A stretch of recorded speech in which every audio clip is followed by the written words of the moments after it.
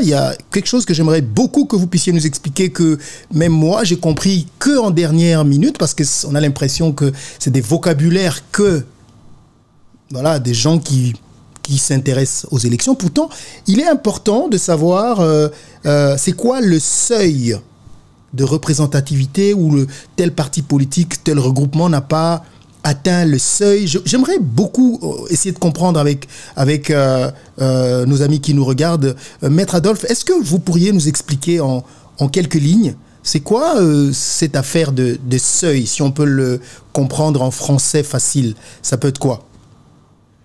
Oui, je vais vraiment faire très simple.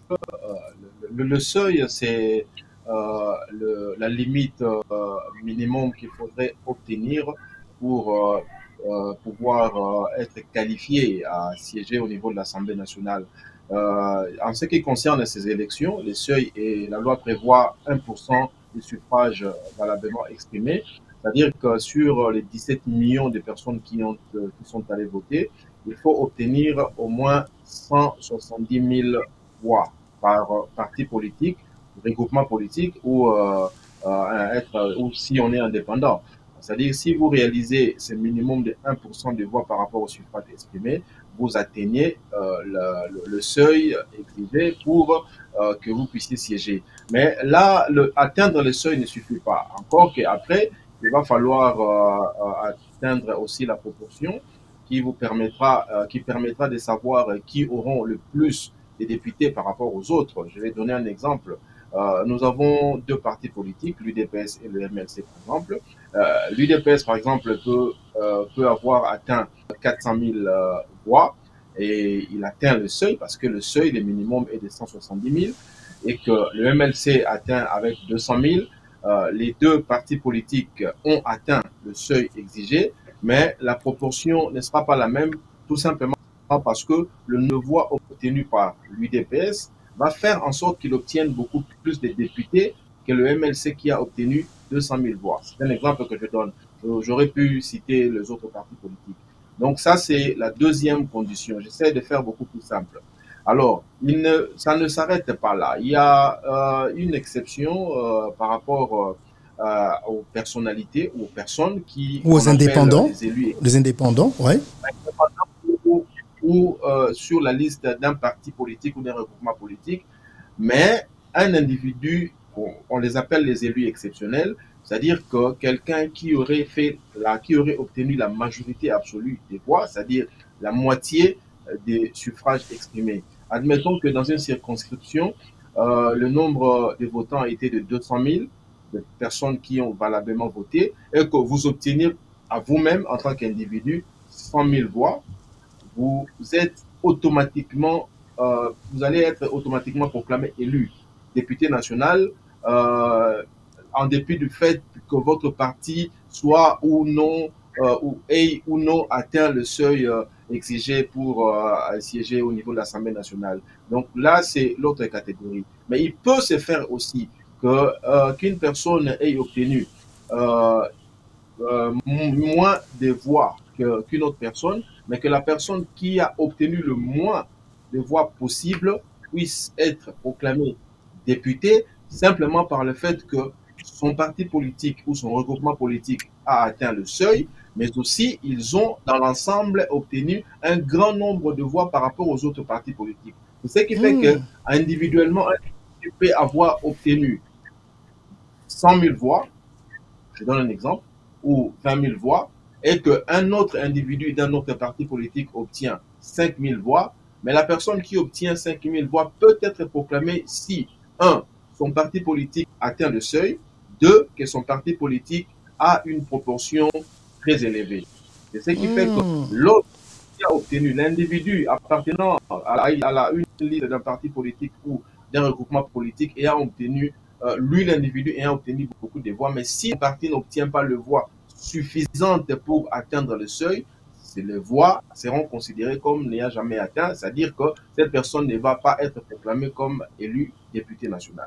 Donc je vois, il y a énormément de discussion, des conflits, des polémiques là-dessus, hein, des gens qui brandissent qu'ils ont reçu tellement de voix et que c'est d'autres députés qui ont été, d'autres personnes qui ont été proclamées. Donc ça peut être l'une des raisons, c'est-à-dire que votre regroupement ou votre parti politique n'a pas atteint le seuil, c'est ça, hein? Ouais. Le seuil et la proportion. Ouais, le seuil et la proportion. Voilà, maintenant tout s'explique. Moi j'étais un peu confus. Il faut d'abord atteindre le seuil qui est le seuil. Ensuite, quand vous atteignez le seuil, c'est les partis politiques ou les regroupements politiques qui auront atteint le seuil auront droit au partage des sièges au niveau de l'Assemblée nationale. Maintenant, pour partager le siège équitablement, on va maintenant recourir à la proportion qui, parmi ces partis politiques, a obtenu le plus grand nombre de voix. C'est en fonction de ça qu'on va répartir les sièges entre les partis politiques. Ce qui fait que dans un parti politique qui a la plus grande proportion, un député peut avoir obtenu moins de voix, il siège, alors qu'un autre député dans un parti qui aussi a siège, mais avec une faible proportion, ce député qui a atteint beaucoup de voix peut être écarté parce que son parti politique, bien qu'il ait atteint le seuil, n'a pas une proportion suffisante pour aligner beaucoup de députés à l'Assemblée. Quelle loi électorale. C'est un peu compliqué, non, professeur Kabange? Quelque chose à ajouter? C'est un peu compliqué. Pourquoi on ne dit pas seulement que quelqu'un qui a plus de voix, c'est lui qui est choisi par le peuple? C'est plus simple, non? Évidemment, il faudrait... c'est pas très compliqué, mais il faudrait considérer que la circonscription pour l'élection des députés n'est pas la même que celle du président de la République. Donc on ne peut pas aller simplement par voie de majorité simple. Cependant, quand même, il faut préciser que les règles qui sont appliquées dépendent du nombre de sièges qu'il y a à pourvoir. Si par exemple, dans une circonscription, il n'y a qu'un seul siège à pourvoir, alors on va l'attribuer simplement au candidat qui a la majorité simple, c'est-à-dire celui qui a le plus grand nombre de voix. Alors que là où il y a plus de sièges... Mais professeur Kabange, est-ce que c'est une particularité de la RDC ou c'est des choses qui existent partout ailleurs? Non, ça existe. Tout dépend de comment est-ce que la loi électorale est organisée. Donc, lorsqu'il y a plus d'un siège à octroyer, alors on commence par déterminer ce qu'on appelle le quotient électoral. Le quotient électoral, vous l'avez comment? Vous prenez tout le suffrage exprimé dans une circonscription et vous le divisez par le nombre de sièges. Donc, je prends un exemple. Supposez qu'il y a 80 000 voix exprimées et qu'il y a 2 sièges. Donc, pour trouver le quotient électoral, vous allez faire 80 000 divisé par le nombre de sièges, ça fait 2 sièges. Donc ça veut dire que pour obtenir un siège, la liste d'un parti politique ou un candidat indépendant doit obtenir au moins 40 000 voix, n'est-ce pas? Et lorsque, je prends un exemple, si par exemple votre liste a obtenu 50 000 voix, donc on va déjà vous attribuer un siège. Donc, il vous reste 10 000 voix. À supposer qu'une autre liste a obtenu 25 000 voix et l'autre 5 000 voix, parce que je parlais de 80 000 voix. Donc, alors à ce moment-là, après avoir attribué le premier siège, on va appliquer la loi du plus fort reste. C'est-à-dire qu'on va considérer que l'autre siège à attribuer sera attribué à la liste qui a le plus fort reste. Et dans l'exemple que je donne, c'est la liste qui aura par exemple 25 000 voix. Donc c'est pas très compliqué. Il ne faut pas en tout cas, ça l'est pour moi. Hein, c'est un peu compliqué. Merci. Merci beaucoup. Ça allait c'est un peu plus compliqué pour moi. Alors donc, justement, parlant de ces députés de ces élections législatives, il y a, professeur Kabange, vous allez nous expliquer, corrigez-moi si j'ai pas raison, donc il y a eu 82 personnes qui ont été écartées de cette course à la législative parce qu'ils ont été accusés de tenir certains des machines à voter, d'autres de vandaliser les lieux des sites électoraux, d'autres ils ont fait des choses qui n'étaient pas correctes par rapport à la loi électorale. Bon bref. Alors ce qui intéresse ici, c'est que les 82 ont saisi la justice.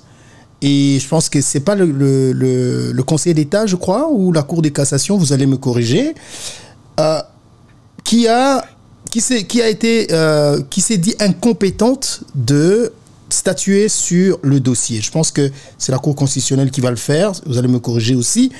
Mais la grande question ici, est-ce que la CENI a le pouvoir d'invalider quelqu'un des élections? Expliquez-nous un peu ce qui s'est passé, professeur Kabang, en quelques minutes, pour qu'on puisse bien comprendre.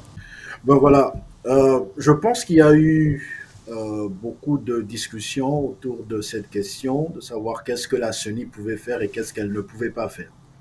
Lorsque vous vous rapportez à l'article 29 de la loi qui organise la CENI, on dit que la CENI a le pouvoir de se saisir de tous les cas d'irrégularité, de violation à la loi électorale, dans l'organisation du scrutin.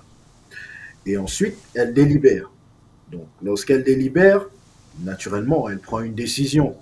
Mais la question, c'est celle de savoir jusqu'où peut aller sa décision. Et c'est peut-être là qu'il y a eu un peu ce tiraillement entre ceux dont les voix ont été exclues et la CENI.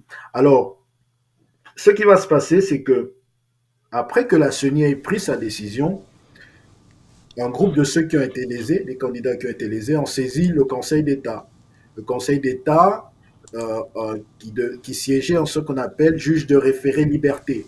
Il faut peut-être expliquer ça pour ceux qui nous suivent. Le juge de référé liberté, en fait, on le saisit non pas pour qu'il puisse annuler la décision de l'autorité administrative, mais pour qu'il puisse, le fond, je veux dire, de la décision, mais pour qu'il puisse annuler cette décision parce qu'il y a une violation de la loi, un vice de forme. Et généralement, c'est lorsqu'il y a, il faut qu'il y ait un droit fondamental qui est remis en cause. Et ici, les députés ou les candidats, pardon, je m'excuse, qui avaient saisi le Conseil d'État, estimaient que leur droit de défense n'avait pas été respecté par la CENI, qui les a accusés sans pouvoir les entendre. C'est ce qu'on appelle le principe du contradictoire. Et donc, que de ce fait, le Conseil d'État, siégeant comme juge de référé liberté, devrait intervenir. Bon, le Conseil d'État s'est déclaré incompétent. Je vous avoue que je n'ai pas lu la décision, mais je crois comprendre que pour le Conseil d'État, au fait, le recours devrait plutôt être orienté vers le juge du contentieux des résultats. Le Conseil d'État, c'est essentiellement, je pense, fondé sur l'idée que tout ce qui tournait autour des résultats, que ce soit l'annulation des résultats, que ce soit la compilation, que ce soit la proclamation, que tout cela devrait se rattacher au contentieux du résultat. Donc je pense que c'est peut-être ça qui explique que le Conseil d'État se soit déclaré incompétent, mais encore, comme je le dis, il faudra attendre de lire la décision. Alors, pour le député qui a été réhabilité, il semble qu'il a fait ce qu'on appelle en droit administratif un recours gracieux. Le recours gracieux, c'est lorsque vous vous portez devant l'autorité qui a pris la décision et que vous essayez de lui montrer le caractère non fondé de sa décision. Et donc, naturellement, c'est un recours qui est fait pour les décisions administratives et on peut se poser la question de savoir, en cas de recours contentieux, où est-ce que les intéressés devraient porter leur recours.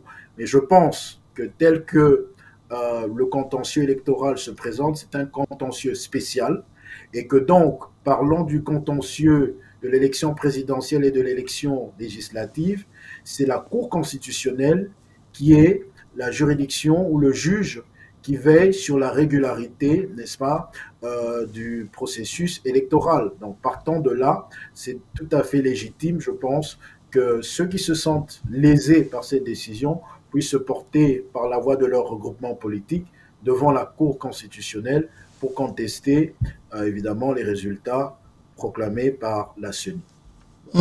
Maître Adolphe, je ne sais pas si vous avez quelque chose à ajouter, sinon on va passer à autre chose. Je n'ai vraiment pas quelque chose à ajouter, mais j'aimerais juste corriger une erreur, quelque chose que j'entends souvent dans la société par rapport à ces 82 candidats dont les suffrages ont été annulés. J'entends souvent que les gens parlent de l'invalidation des 82 candidats députés. Donc le mot est impropre. il faudrait éviter de parler de l'invalidation à ce niveau. On ne peut parler du terme... Avec les juristes, il ne faut pas utiliser n'importe quel mot, il faut faire très attention. Ouais, je sais. Peut être validé qu'un député. Donc, ce sont des candidats qui n'ont jamais été proclamés députés. C'est plutôt le suffrage qui ont été annulés. Donc, c'est juste une précision que j'avais. Donc, ce sont des individus dont les suffrages ont été annulés. C'est comme ça qu'il faut le dire. Effectivement. Voilà. Très bien. Des candidats dont le suffrage est annulé.